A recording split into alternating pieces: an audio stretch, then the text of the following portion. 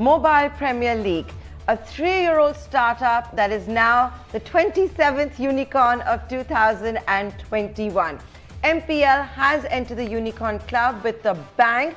Its valuation just a couple of months ago in February 2021 was shy of $1 billion, and it's entered the unicorn club not at $1 billion, not at $1.5 billion, not even at $2 billion, at $2.3 billion.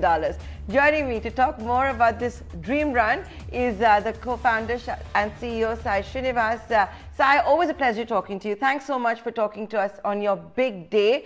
What an entry into the unicorn club. 3 years ago, did you think that you'll be worth $2.3 billion? The startup would be worth that much? No chance. I think 3 years ago, honestly, if someone would have told me we'd be worth whatever, even 150 or 200 million dollars at the end of 3 years, I'd probably take it. I think sometimes you just have to be grateful for the opportunity the market has provided, and sometimes just being at the right place, right time can make a lot of difference, I guess. So yes, no chance. I'd never anticipated that we'd be here. And there've been obviously a lot of tailwinds, or let me say factors that have accelerated MPL's journey. One, of course, being the lockdown. People stuck at home, stuck on their phones. That definitely acted like a tailwind. And I'm sure in recent times, nothing to do with you, nothing to do with anybody else, but the crackdown that you're seeing by China against internet gaming, mobile gaming. You have global aspirations. You would obviously be a beneficiary. See, I think first, yes, there have definitely been tailwinds. I think in any sector, not only gaming, like even if you take any online business in the last 2 years, there've been massive tailwinds, and gaming is just one of the beneficiaries of the same. Even if you take the streaming industry, even they've benefited a lot, right? So of course, you can't get to where you are in 3 years if you don't have some advantages and some downstream effects along the way. So of course, yes, that's been definitely a big help and a big push for us. Apart from that, on the China point, yes, I think there will definitely be advantages in terms of capital looking at Indian companies and maybe even Southeast Asian companies. But I think it's still too early to say which way it's going to fall. But over the next 2-3 months, I think it'll be interesting to see how the downstream impacts of what's happening in China are going to play out. And MPL recently, of course, entered the US market. Tell us more about that. What kind of games are doing well in the US? Is the entire library available there as such? Are you free over there? Have paid subscriptions started? Yeah, so we've entered US on 1st of July. I think we've not yet launched all our games there. We are a little selective on which games we're going to launch and which games we'll start with in the US. US as a market is incredibly large, right? I think to give you context, in terms of mobile game staying power, US is way ahead of any other country in the world, and we are seeing that in our numbers as well. I think honestly speaking, I think in the first 4 or 5 months, maybe US will leave at least India behind in terms of where we were in India in the first 4 or 5 months. And fingers crossed, I think if we speak again in December, I'd be able to tell you where we are. But as of now, it looks like it's going to leave India behind reasonably soon. Yeah. Sai, if one were to see your journey, it's pretty clear that you dream very big, right? Like in the first year, you decided it's time to endorse IPL.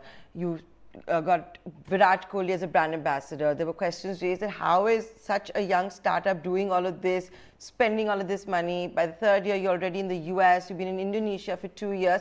So tell me, how did that happen? Like, were you always such a big risk taker? I think, I don't know if sometimes it's also risk and opportunity, right? I think the way we saw it back in 2018 was that, we had this incredibly great start, and we had the opportunity of bringing on one of the biggest faces in the Indian ecosystem as our brand ambassador. So it was an opportunity. Of course, there was risk associated with it, but I think that's how the cookie crumbles, I guess, right? You got to take the opportunities when they come to you. But as far as I'm concerned, as in personally, I I mean, I'm for me, honestly, everything now is something I've never thought I'd do in life. This is something which is a huge opportunity and an incredible place to be. So if there is a shot at becoming one of the largest gaming platforms in the world, then I think it would be foolish of me and my team not to take that opportunity. So if that means that, we are risk friendly, you may call so that, but I think we are more opportunity friendly. I think we want to really take this opportunity in India and in the rest of the world. I think it's a very unique opportunity over the next 4-5 years. What's the next milestone? I think for us, the next milestone is mainly, for us, India is obviously a huge market and India continues to do well. I think one of the things that people constantly ask us is how are you going to focus and how are you going to go and how are you going to ensure that you're going to focus on India as well as the US? I think a lot of companies in the history of internet have shown how they can continue to do well in their home geographies and continue to also do well in international geographies. I think for us over the next 4-5 months, our number one goal is to prove that. Our goal is to show that we continue to grow and grow responsibly in India, but at the same time, we also show that we can make a huge dent in the US market, which I think is the largest gaming market in the world. So for me, at least in the next 5 months by December, if we get there, I think that'd be an incredible milestone. You said your dream is to be one of the leading mobile game platforms in the world. Give us an idea, where are you in the hierarchy? I think, in the hierarchy, I honestly think we're still way behind. I mean, we're pretty good in India. We're pretty good in Indonesia as well, at least from a user base and engagement perspective. We're just getting started in the US. I think in the course of the next 2.5 years, I think we'll definitely get into the top 5 in the world, at least from a paying users perspective across multiple countries. But as of today, I think our India and Indonesia are shining beacons. I think we have to prove ourselves in the US, and only after that will we be able to say that, hey, you know what, we're getting into the top 10 or top 5, but still far away from that. You have 90 million users globally, India, Indonesia, and whatever you managed to get in United States early on, etc. How many of them are paid? I think, in terms of paid users, it changes from country to country. I think usually the numbers hover around 10 to 20% of them are paying customers, depending on which country you are in. Okay. And I'm sure you want to increase that, right? So how are you going to do that? Of course. I mean, we definitely want to increase that. So that's one of our core focuses is to increase that, and that's the reason why we raised this round. Our goal is to invest the capital that we've raised in building great quality original content, as well as continue to do well in the US. So when I say great quality original content, our goal is to build really world-class games, and that is something you'll see from us over the course of the next 3-4 months. And I think at the end of the day, if you're able to produce world-class games and world-class content, then you automatically create an avenue for users to come to your platform and engage with your games, right? So I think over the course of the next 3-4 months, you'll see us definitely announce a few things in this space. Tell me something, since we have you here, you're saying you're one of the leading platforms in India. Tell us a little bit about what's popular in India. What are Indians playing at the moment? How much time are they spending playing mobile games? What kind of demographic? Are more women playing? Of course. I think one of the most interesting things over the last year and a half is that the demography is definitely bringing in a lot more women into the fray. I think when we spoke the last time, I remember we were having this conversation about the percentage of women gamers in the ecosystem. And I think from then to now itself, I mean, that number has definitely gotten much better. I mean, it's increased by about 5-6%. Last time, I believe when we spoke, it was about 75-25, but I think it's more 70-30 now. And I think that is an incredibly good sign for the internet ecosystem at large, and in fact, even for the gaming ecosystem as we speak. The other thing is in terms of time spent, I think entertainment together is bucketed together, right? Like, for example, gaming not only competes with each other, I mean, games with each other, but they also compete with other forms of media like OTT and so on and so forth, right? So entertainment as a bucket is growing and growing quite significantly in India. And that's a lot of that is thanks to the extremely low data prices and also the incredible payment infrastructure that our country has in the form of UPI. Okay. So esports, you've made an acquisition recently. Now, you're valued at $2.3 billion. You haven't disclosed the amount, but if one were to work backwards, it seems like, you've raised about $150 to $200 million. I'm sure you want to enter more markets, come out with new products. I take all of that. Are you looking at inorganic growth? We did see one recently. Yeah, I mean, growth is growth, right? Whether it's inorganic or organic, it's a different story. But at the end of the day, growth is the one thing that we cannot compromise on.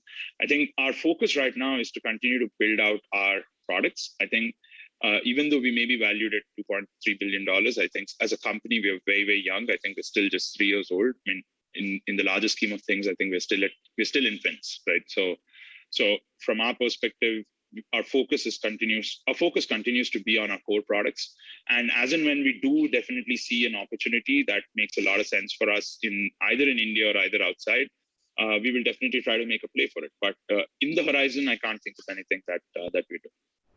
Okay, fair point. You are yourself from IIT. There is right now a massive demand for engineers. Engineers are king. Look at the attrition rates that you're seeing in the sector. Someone like a global consultancy firm, Aon, pegging it at 25%. How has that been for MPL? I think I mean, of course, we struggle with the same problems that every other company in India struggles with, right? I think no two ways about it. I mean, it'd be foolish of me to say that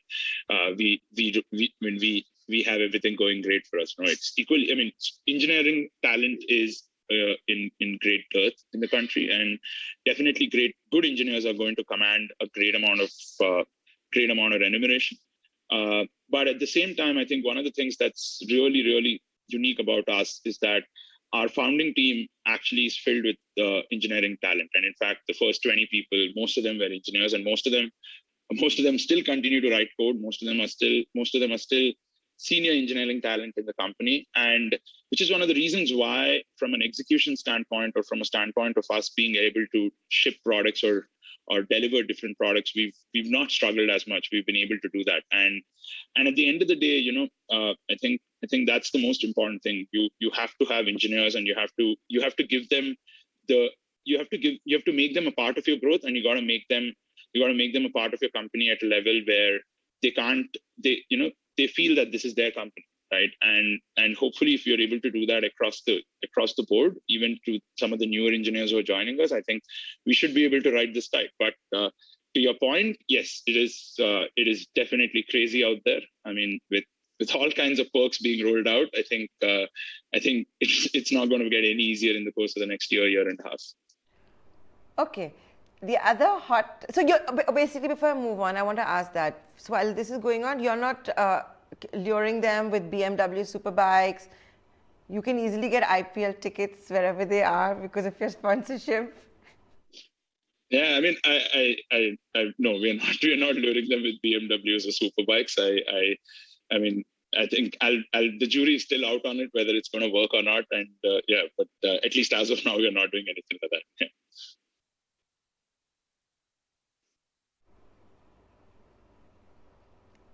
And IPL is also coming back, right?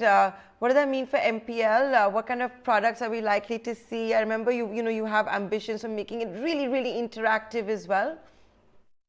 Yeah, I mean, I think this IPL, when it's coming back this Sunday, I think it's a continuation of the first half, which had abruptly stopped at the end of April, early part of May. I think for us, it's more about just continuing the campaigns as they were back in the first half of IPL. I think we just want to ensure that we just continue that momentum and we just do a good job. I think it's difficult to kind of start anything afresh or start anything new because of the nature of this year's IPL. But if you're able to just keep the momentum and continue the good work that we were doing in the first half, I think we'd be pretty happy. And with that, Sai, I'd like to thank you for joining us today on your big day. A big congratulations to you and all your team members. Thank you. Thank you so much, Nayantara. Always a pleasure to speak to you.